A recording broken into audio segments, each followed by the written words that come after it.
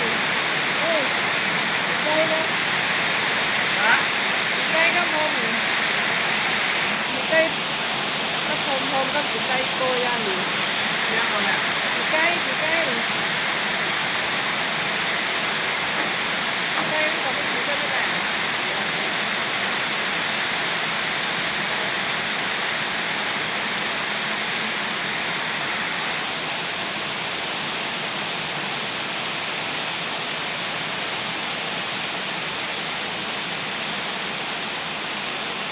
คนที่สานก็ว่าเสียงปะนี่มันเสียงกัน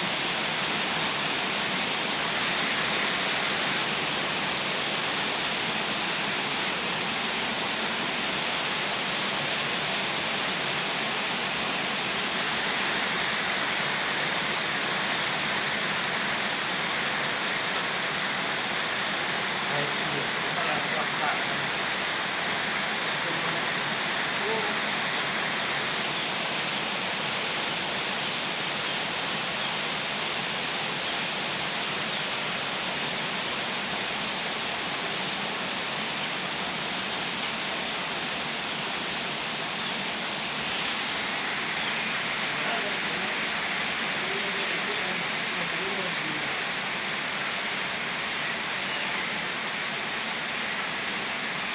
ได้แต่ไหน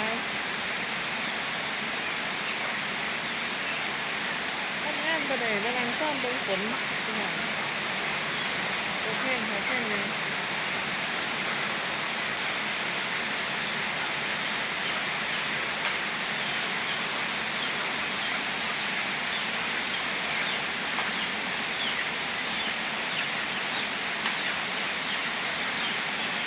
ไปทำไงถ้าต้มดีๆ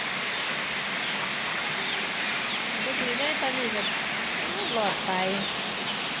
แค่เป็นซิปเป็นเท่ากับเนื้อน้อยๆเดียว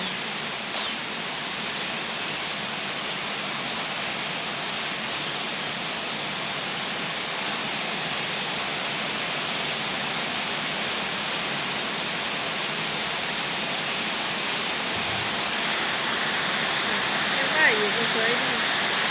นี่ก็จะเป็นเบิร์ดเบิร์ดที่นี่ก็แค่ค่ะ ได้ตั้งของเพื่อนก็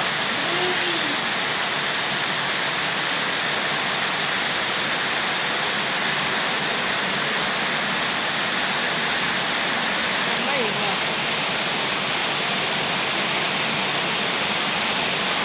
นี่เรื่องประเด็นทำงานอย่างนี้ผมบอกมาแล้วเบอร์คนตกออกไปก็มา